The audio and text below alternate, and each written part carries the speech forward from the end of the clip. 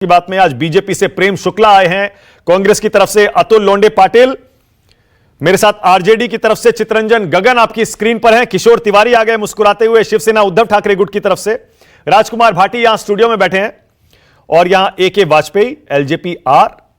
बिहार में इनकी पार्टी 5 सीटों पर लड़ रही है, लेकिन अब बिहार में जब इंडिया गठबंधन का सीट शेयरिंग फॉर्मूला भी तय हो गया है, देखते हैं वाजपेयी जी आज किस पर निशाना साधेंगे।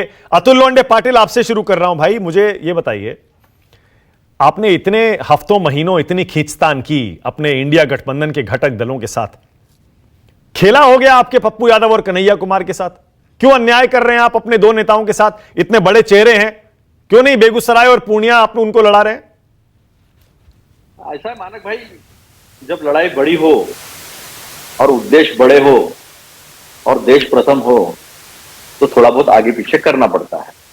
ऐसा नहीं है, नहीं तो हमारे महाराष्ट्र में आपने फार्मूला बताया, मैं आपको फार्मूला बताता, 48 के 48 बीजेपी लड़ रही है। देखो आप, वो दिखाने के लिए ये 13 लड़ रहे, वो 4-5 लड़ रहे, लेकिन कैंडिडेट तो बीजेपी डिसाइड कर रही है। बीजेपी के लिए रोज हमारे पास खबरें आती है कि नहीं नहीं नहीं नहीं, वो भावना गवली जी को बीजेपी नहीं बोल रही है, नहीं नहीं नहीं, वो कृपाल तुमाने जो है वो 3 बार के एमपी थे रामटेक से, उनको मना कर दिया उन्होंने, फिर कांग्रेस से एक विधायक खरीद लिया उन्होंने, वो पैसे दिए नहीं ना, 4700 करोड़ रुपए जुर्माना लगाना था। अगर हम पर 1600-1700 करोड़ का जुर्माना लगा, वही न्याय से बीजेपी पर 4600 करोड़ का जुर्माना लगाना चाहिए था। वो पैसे जो है उससे वो खरीद कर ले गए वो, और रामटेक से क्या कैंडिडेट लाया, 400 पार वालों ने कांग्रेस का कैंडिडेट लिया, उमरेड का जो विधायक है, और उसको खड़ा किया, और जो शिवसेना का कैंडिडेट था कृपाल तुमाने, उसको बेचारे को बिठा दिया। अब वो बाला साहब की निष्ठा लेकर गया था, अब कहां जाऊं कहां नहीं जाऊं, कहां, मतलब आप ये मान रहे हैं ना, आप ये मान रहे हैं ना कि आपके उम्मीदवार भी वहां लालू जी ने, तेजस्वी यादव ने तय किए हैं, उन्होंने कह दिया ना पप्पू यादव चाहिए और ना हमें कन्हैया कुमार चाहिए। अरे ऐसा किसी ने कुछ नहीं कहा है, मैं तो यहाँ बता रहा हूँ, या बीजेपी डिसाइड कर रही है, हमारे कैंडिडेट हम डिसाइड करेंगे, और जहां फ्रेंडली फाइट करने की जरूरत पड़ेगी वहां फ्रेंडली फाइट भी कर लेंगे। लेकिन यहाँ की बात, ये मैं जो कैंडिडेट का नाम लिया, ये शिवसेना कैंडिडेट है, वहां शिवसेना का सिटिंग एमपी को हटाकर कांग्रेस से कैंडिडेट को लेकर गए। अच्छा ठीक है, तो मतलब ओके, तो मतलब ये मान लें पूर्णिया में फ्रेंडली फाइट होने वाली है पप्पू यादव और आरजेडी के कैंडिडेट में।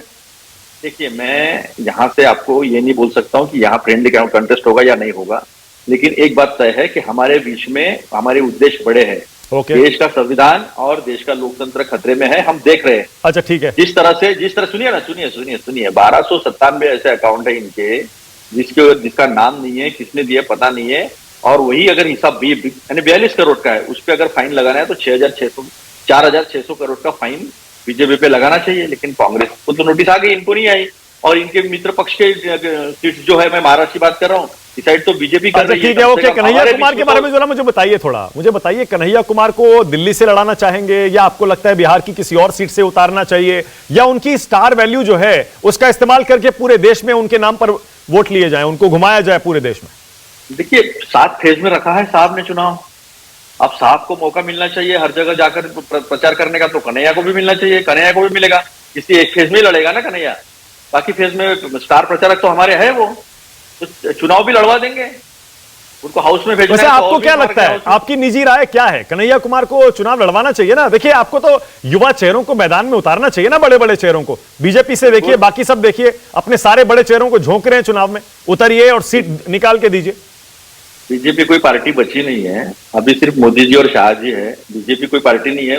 कांग्रेस मुक्त करते करते बीजेपी मुक्त हो गया है, एक ही चेहरा है, वही लड़ रहा है, बाकी किसी को कोई पता ही नहीं होता। आपको बताओ मानक जी, मैं कल एक विधायक, इनके सांसद मिले थे मुझे कल, अभी नाम नहीं लूंगा तो बेचारा प्रॉब्लम हो जाएगी। उनकी पहले एक ऑडियो कैसेट आई है कि हमको पूछता कौन है, कहते हैं पढ़ता होगा तो रहो, नहीं तो चले जाओ। किशोर जी को पता है, हमारे बाजू वाला ही जिला है, हमारा गांधी जी का आश्रम है बहुत बड़ा वहां पर।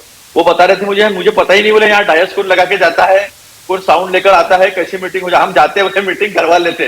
तो आप ये चेहरा वेरा भूल जाओ, एक ही चेहरा है, एक ही व्यक्ति सारे निर्णय लेता है। चलिए, क्योंकि आप महाराष्ट्र, क्योंकि आप सुनिए ना, क्योंकि अतुल भाई आप महाराष्ट्र में वहां की पॉलिटिक्स में ज्यादा एक्टिव रहते हैं। अरे मुझे सुनिए ना, मैं आपसे कुछ और पूछ रहा हूँ, अरे मुझे ये तो बता दीजिए, अरे मुझे महाराष्ट्र के बारे में बता दीजिए। चाचा का घर तोड़ दिया, हेलीकॉप्टर जला दिया, क्या कैसे? अच्छा, मुझे महाराष्ट्र के बारे में थोड़ा बताइए ना, वहां पर क्या सीट शेयरिंग फॉर्मूला फाइनल हो रहा है फिर एमवीए का? हमारा सीट शेयरिंग फार्मूला ओके है, 3 तारीख को सब लोग सामने आकर हमारा फार्मूला बता देंगे। हमारा कैंपेनिंग भी शुरू हो रहा है, करीब करीब हर जगह शुरू भी हो गया है, हमारा कोई दिक्कत नहीं है बेचारे। लेकिन वाजपेयी जी को देखो, चाचा को भतीजे से अलग कर दिया, बोले मेरा खून अलग है, तेरा खून अलग है। जहां तक घर की लड़ाई लेकर आए। अच्छा 22-16-10 यही है ना, 22-16-10, 22 शिवसेना उद्धव ठाकरे गुट, 16 कांग्रेस, 10 एनसीपी शरद पवार गुट। अरे ये फैलाई जा रही खबरें है, वो किसने किसको दिया है मुझे पता है, ये सब फैलाई हुई खबरें हैं। आपको 3 तारीख को पूरा मिल जाएगा, बहुत अच्छे से चल रहा है। हमारी सीटें हम तय कर रहे हैं, शिवसेना की सीटें शिवसेना तय कर रहा है, एनसीपी शरद पवार जी के शरद पवार जी तय कर रहे हैं। हमारे यहाँ कोई एक दूसरे की सीटें नहीं तय कर रहा है।